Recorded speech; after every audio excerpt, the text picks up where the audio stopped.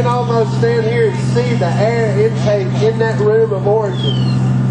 And you know that it's going on that other side. You see the fire come back out of the window where he put it in? That was the fire intake. That was the air intake and the fire exhaust. What you got now, Adam? I hope. I was crying.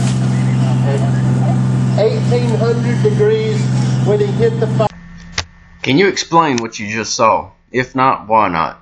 Fire behavior is one of the most important topics that you can learn for your safety and your crew's safety.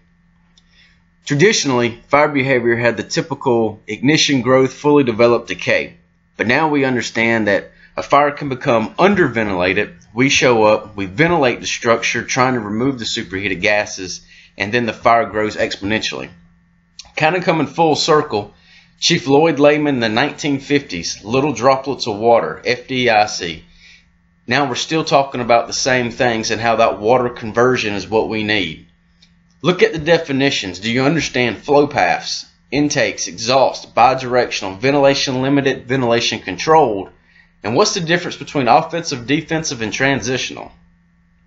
Some of the challenges that we've seen is venting as you go. Always been taught that. Can you really coordinate your fire attack with ventilation? Does Rick really remove every window and door, attacking from the unburned side?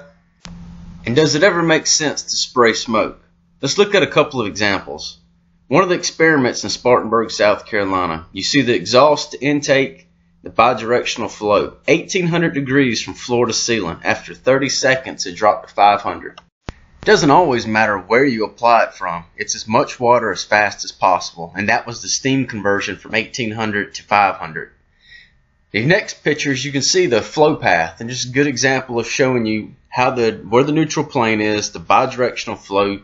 You can see the intake. You can actually see them flames rolling to the inside of the building, and then the exhaust pushing out the top and through your other ports.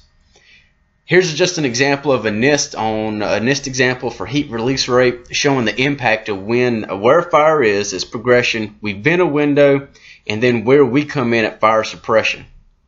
At the end of the day, it's about understanding fire behavior and what your actions will cause the incident. Understand the flow path, the bidirectional flows, the ventilation limit, ventilation control. What happens when we ventilate? What happens to the heat release rate?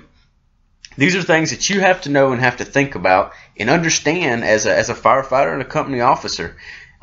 I could really care less what you call your attack or where you attack it from. It should be about a tactical objective, not a geographical location. So the transitional attack does exist, and it's a valid point that we've learned through the research that we've done for the last 2.5 years in Spartanburg. So I encourage you to learn more. Check us out on fireserviceslt.com, on Facebook, and on YouTube. Thank you.